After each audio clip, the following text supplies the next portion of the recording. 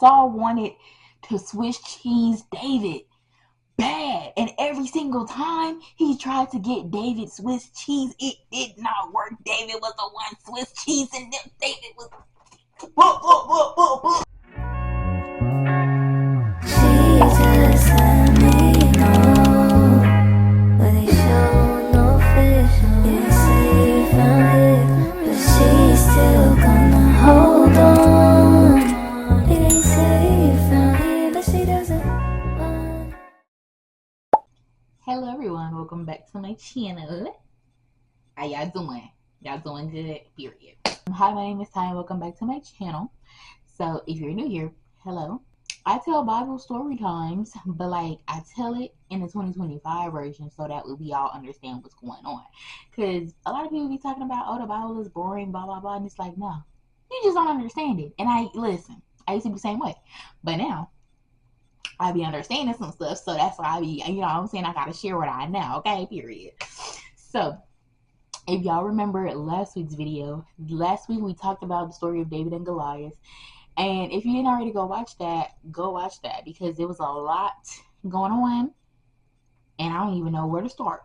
So before you get into this one, go ahead and watch this because this is actually part 2 of that. Like, this story comes from the aftermath of David and Goliath, okay? But before we get into any of that, don't forget to like, share, subscribe, turn on post notifications so that you will know when my next video is coming out. And go ahead and follow me on all of my social medias. They're on the screen right here. Yeah, go follow my social medias so you can keep up with me. I post on TikTok almost every day, and I be on Instagram, you know, sometimes. So, mostly on my Instagram story, but yeah. So, y'all remember last week we talked about David and Goliath and all that stuff like that, right? Cool. But remember how at the end of the story, I told y'all that Saul ended up having beef with David because of the whole David and Goliath situation. Like I said, when David had came back from killing Goliath, you know what I'm saying, the ladies of the town was like, David, we heard you slayed 10,000. Like 10,000 men? Like you did that all by yourself, David, period. Okay, it's giving strong men, like, period. And they were like, yeah, like we heard Saul, you know, he slayed 1,000 or something like that, but you slayed 10,000? Like, so, you know, Saul felt some type of way with David, and he was like, he ain't all that. Mind you, at the beginning of the story, Saul loved David so much because David was the one who played the harp for Saul whenever, you know, Saul was going through it. David was the one that was there for him, playing the harp, doing the things and all the stuff like that. Like, Saul had even made David his armor bearer. You know what I'm saying? So Saul trusted David real bad.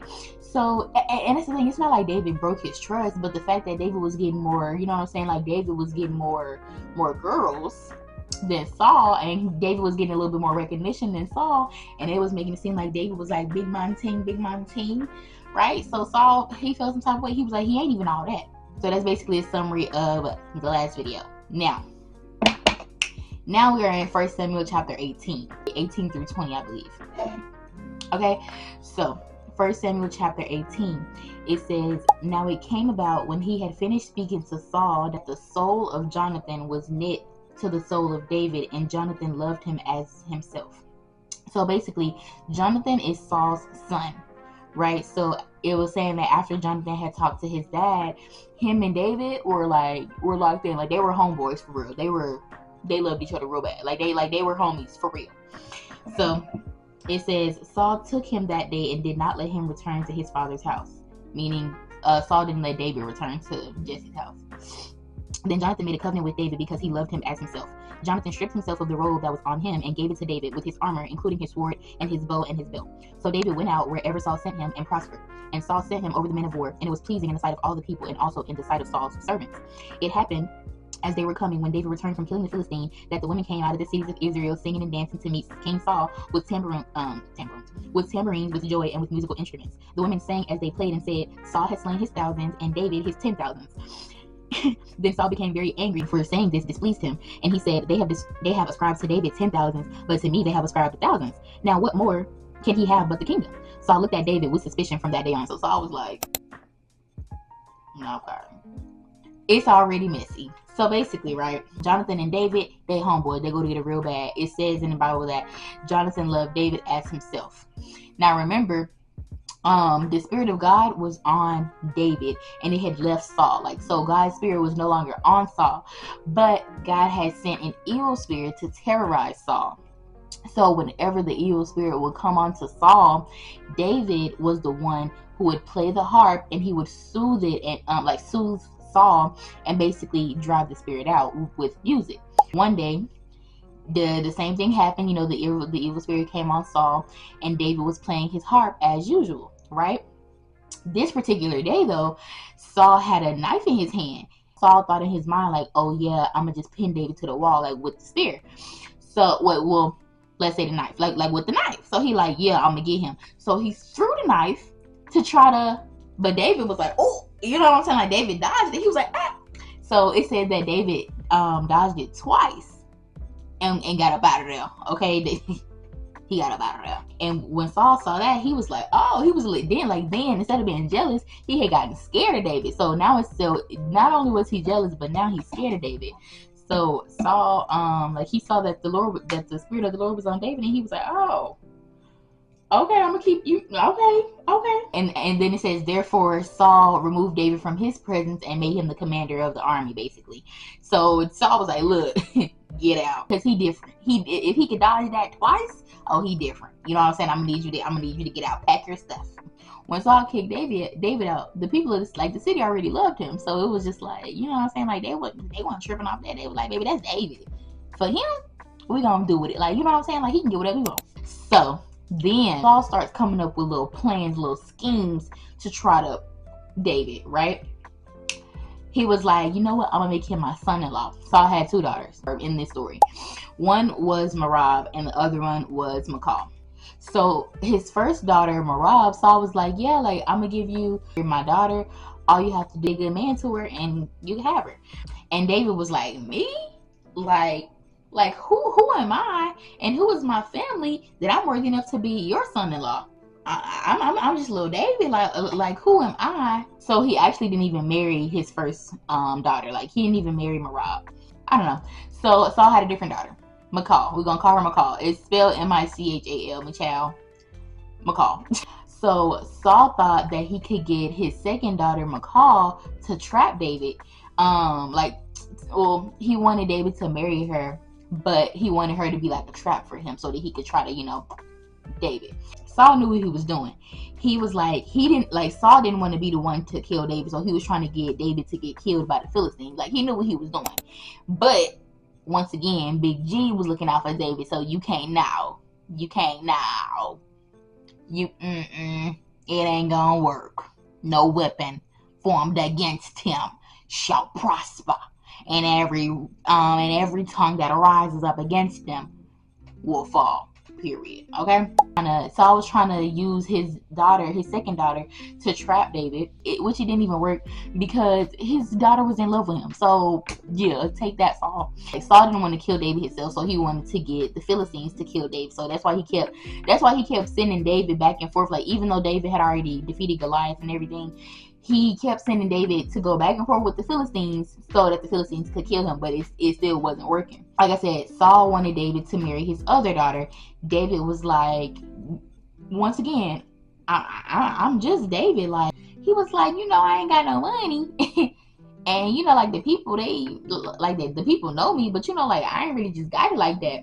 And Saul, he was like, listen, Linda, don't worry. He was like, don't worry about the money. I don't need you to pay no money to marry her. The only thing that the only thing that I want you to do is to bring me the foreskins of 100 Philistines.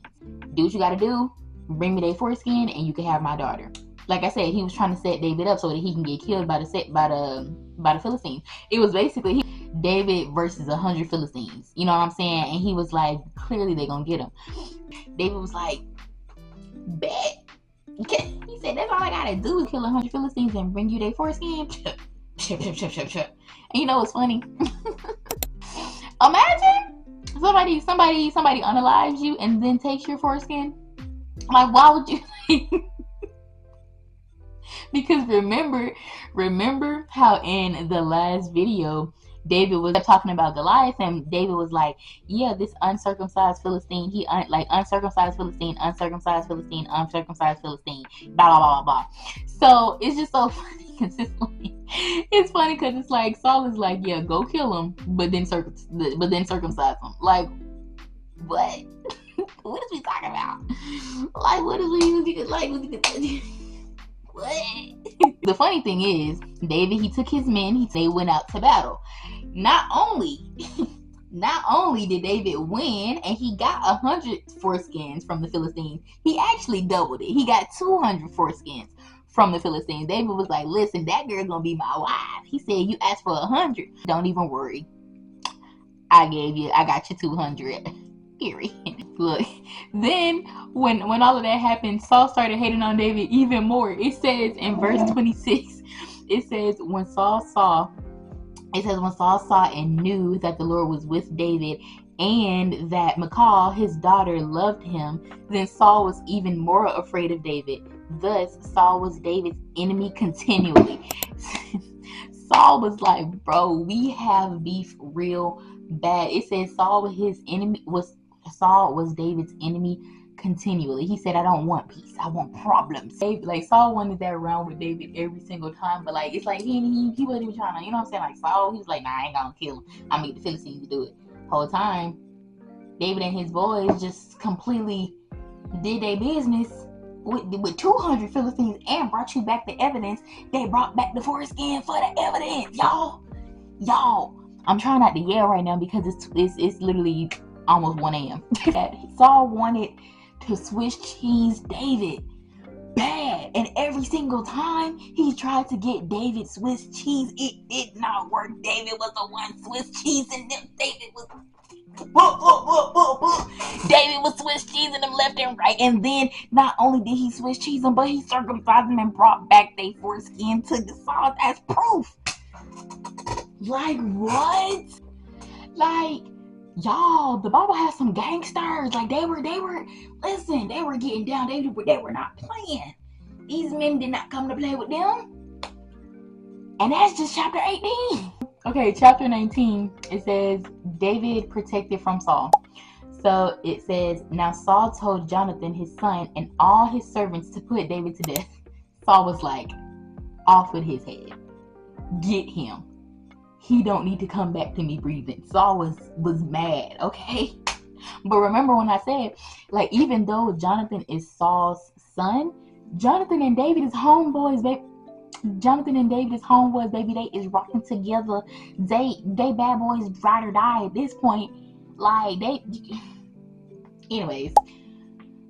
So Jonathan was like, listen, my dad trying to unalive you right now. So you need to be on guard. Go to a secret hiding place. You know what I'm saying? Lay low for a while. I'm gonna go talk to my daddy, and if I find out any information, I'm gonna let you know. But for right now, you need to be laying low. He trying to get you. So Jonathan speaking to Saul on David's behalf, and he was like, bro, like, don't do this against David because David ain't do nothing to you. He was like, he was the one who went ahead and killed Goliath, and you were there. You were happy. You rejoiced. He was like, why would you sin against David? Like, sin against an innocent man by trying to kill him? For no reason. For no reason, mind you. Not even just trying to kill him. For no reason. His dad, Saul, was like, you know what?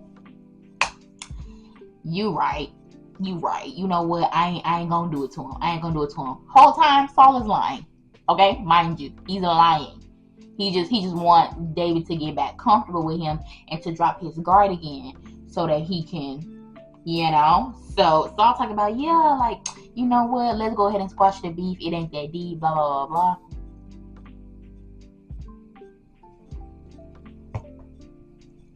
Y'all believe it? Because I don't believe it. He lied real bad. So basically, after Jonathan had that conversation with Saul, Jonathan went back to David, and Jonathan was like, look, I talked to my dad. He said everything's fine. You can come back and work for him. It's cool.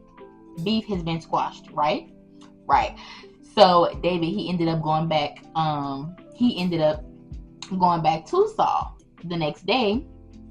another, evil spirit had came onto Saul, and when it came onto Saul that time, Saul had another knife in his hand, and Saul tried to kill David again, as David was like playing the harp. It's just like he trying to play the harp for you, because you the one that was doing what you was doing, and then God had to turn his face away from you because you was just doing what you was doing, and now you got to suffer the consequences of your actions. He's trying to help you out he's trying to comfort you and help you out, because you the one that got to suffer that you the one that got to suffer and face the consequences of your actions, and for you to be trying to kill him because you mad. Because they said that he killed more men than you, and your daughter is in love with him, and your son is loving him. If everybody loves him and you don't, maybe you're the problem. Right.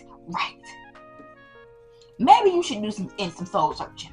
You ever thought about that, Saul? You ever thought about that? So at this point in the story, Saul tried to kill David 3 times with the knife.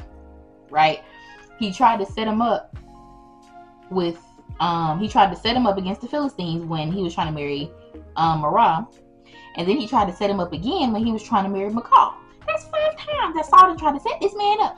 Actually 6 times, because when he was trying to tell Jonathan and his servants to go kill David. So that's 6 times that Saul tried to kill David, and we only in the next chapter. All because he's jealous. All because the Lord was on David and not Saul. All because.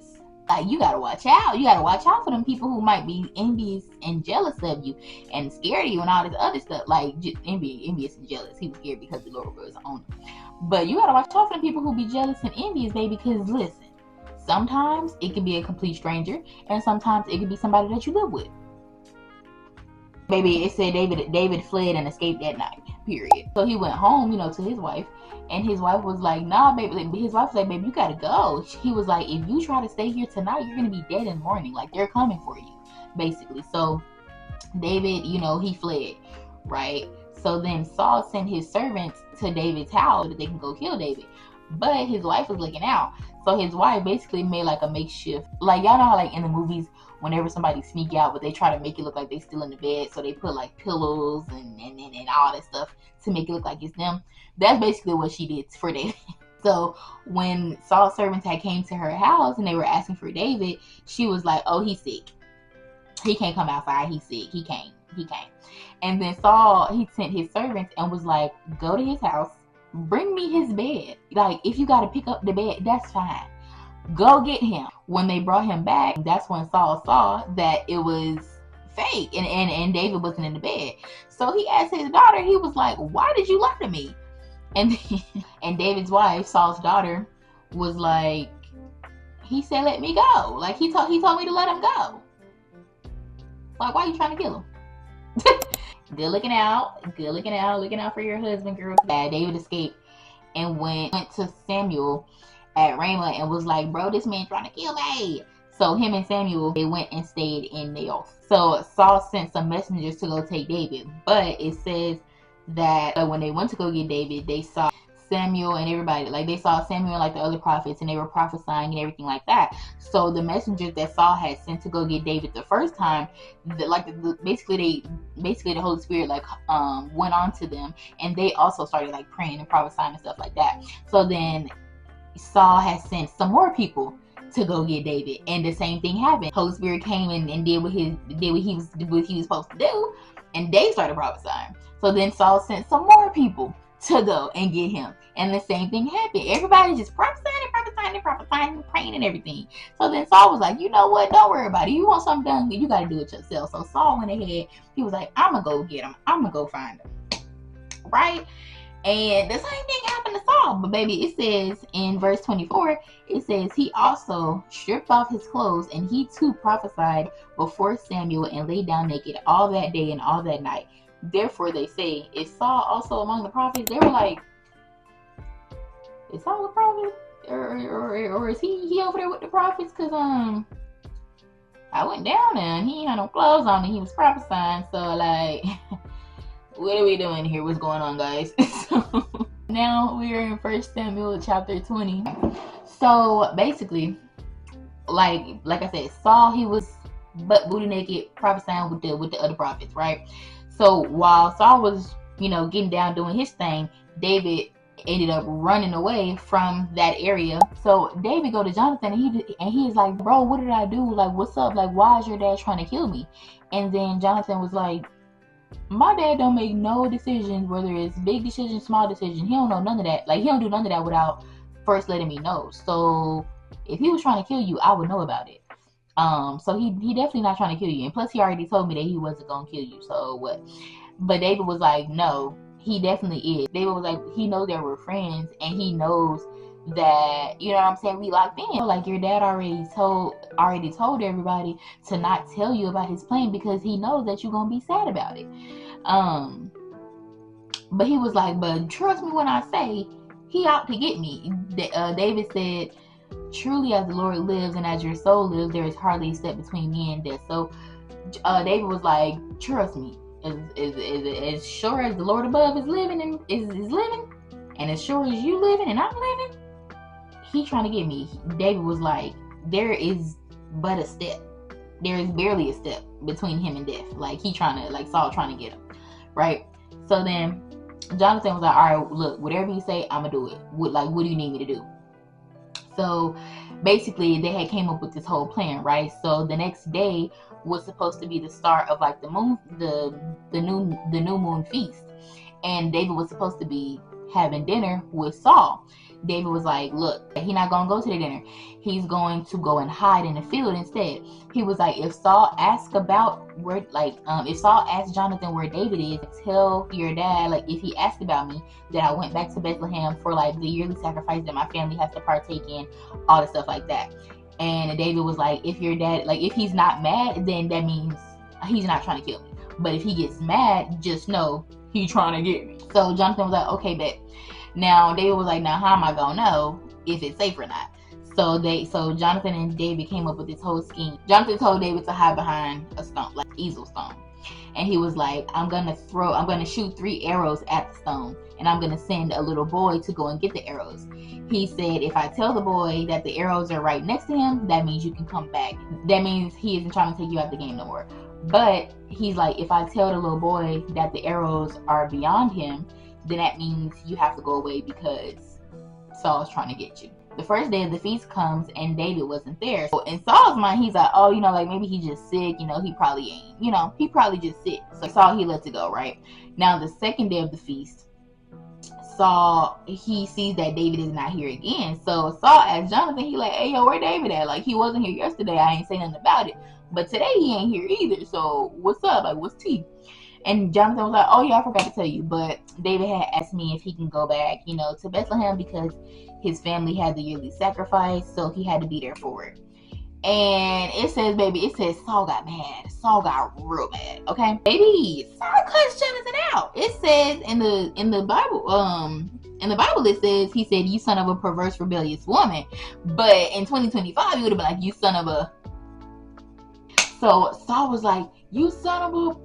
Don't you know that I know that y'all is homeboys and that y'all was conspiring against y'all was conspiring with each other against me, blah blah blah. Don't you think I know all this stuff? But he was like, I bet I tell you this. I'm gonna tell you this right now. Until as long as he is living, then your kingdom will never be established, meaning you will never be king. So bring him to me because he has to die. And Jonathan was like, for what though? Like, what did he do to you? And baby, Saul ain't like that. Saul leaped across that table. Saul tried to kill Jonathan. Saul tried to kill his own son because Jonathan was on David's side. Like, it says that he tried to kill him with the spear. Like, he tried to, Jonathan, he was like, oh, so you really trying to kill my homeboy David? Like, you really trying to do that to my boy? Right. Say less. So now Jonathan, he go back and tell David, you know what I'm saying? Like, he execute their plan. He shoot the 3 arrows. He tell the little boy to go get the arrows. David knew that his sign meant you ain't safe. You gotta go. And that part was just so it was just so sad. Like, Jonathan and David was just crying. They was like, bro, like, I'm sorry that he was trying to get you. Like, he was like, bro, it is what it is. I don't want to leave you. I love you, bud, but like, You gotta go, bro. It ain't safe for you. It ain't safe for you. And David was like, all right, bro, I'm gonna go. But you know, like, listen, I'm gonna look out for you. You know what I'm saying? Like, bro, like, you my dog for real. Like, I love you, bro. Like, I wish it didn't even come to this, but it is what it is. Like, we gotta do what we gotta do. And he's like, man, yeah, I get it, bro. I get it. But you know, it's just real sad. They was just over there bowing and kissing and crying. They was just sad. Just hate to see two good friends breaking up. Just hate to see that. For real. Sad. Saying like they had their moment, they said their goodbyes, and he was like, look, the Lord is between me and you. Like, we locked in, but even our kids are gonna be locked in, like from generation to generation. We locked in, you know what I'm saying? And actually, like when I think when David actually became king, he came in contact with Jonathan's son, and he actually, you know, like took Jonathan's son in and everything, and he treated his son right. So that's enough to make a grown man cry right there. Like, period. That's it for that story, y'all. Listen, this is why we pray for discernment, because it's like, bro, some people, not everybody, it's some people out there that be like, yeah, let's be friends, and then, you know, something happened, and they now all of a sudden they jealous, they envious, they got malice in their hearts towards you. They trying to, you know what I'm saying, trap you up, take you out, all this stuff. And you'll be thinking like, dang, what happened? Like, Saul was literally asking Jonathan. He was like, bro, like, why is your dad trying to kill me? Like, what did I even do to him? But sometimes people can see your anointing even if you can't see it yourself. Sometimes people can see it on you even if you can't see it yourself, and they get threatened by it or they get jealous of it. And it's just like, instead of being like, you know what, like, yeah, I want a relationship with God like that, I want to, you know what I'm saying, I want to feel that. They're like, nah, I gotta get ready because you a threat. Saul's beef with Jonathan started off from jealousy and envy, and then it just literally grew into fear, because he was like, Saul saw that the spirit of the Lord was on David, and it said like Saul was scared of David, so he was trying to do everything he could to get rid of David. And it was just like, it was really just that feeling threatened. Like when it comes to being scared of him, like I don't think it was like a physical, like, oh my goodness, he's a scary person, because it was like he was just little David, you know what I'm saying? He was like little cute little David. But it was like that, he was feeling threatened, like that spirit, baby, that spirit was what was scared. He was, you know what I'm saying, shaking in his boots. And it's just like, when God's hand is on you, bro, people are not gonna like you. People are gonna want to fight you. People are gonna want to, you know what I'm saying, turn up against you. And it's just like, and sometimes you're gonna be like, bro, like, what did I even do to you? Like, where is this even coming from? But you have to remember, that's why the Lord tells us, you know what I'm saying, to put on our full armor of God, because we don't fight against flesh and blood. Like we don't fight against the people that we see. We fight against, you know, the spirits that is controlling them. So, you know what I'm saying? Like, gotta be on your guard and stuff. And it's just like, bro, like, it's crazy, because somebody that you can really be like, dang, we was cool whole time. Animosity, jealousy, envy, they got all this stuff, and you didn't even know about it. And the funnier part about it is, like, Saul literally did all of this. He tried to get everybody to take David out. Number one, David remained untouched every single time.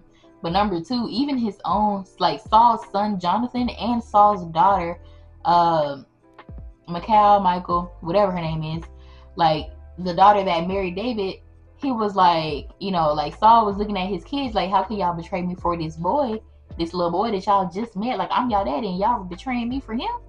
And they was just like, you trying to kill him for no reason, bro? Like, I see if he did something bad to you, or something bad to his wife, or something bad to your son, you trying to kill him because you jealous. It's like that meme that is like, what did he say F me for? Like, literally, that's how David was like, what did he say F me for? Like, what did I do? What did I do? I would have been like, yeah, Pops, like, you tripping. But what y'all think about? What y'all think about this story? What y'all think?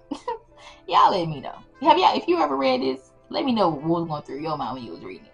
If you haven't read it and this is the first time you heard about it, what you think about it? Cause like, that was a little cry. Not gonna lie. Y'all, it is almost 1:30. That's all I got for this video. If you liked it, don't forget to like, share, subscribe, and turn on my post notifications so you can know when the next video is coming out, so you can go ahead and be ready for the story time, because you know I'm gonna bring it to you. Like, what's some stories that y'all want me to do? Like, is there a story that you maybe have read and you just like, you know what, I want to hear her tell that story? Or is it a story that you haven't read and you're just like, you know what, tell me this story, I want to see what it's talk about. Let me know. Like I said, my social medias are on the screen, but also linked down below. Share with your friends, share with your family, share with your Bible study group, share with whoever you feel like is gonna like the vibes over here and enjoy the content, share this video with them. Okay? Period. And I'll see y'all in my next one. Mwah. Bye.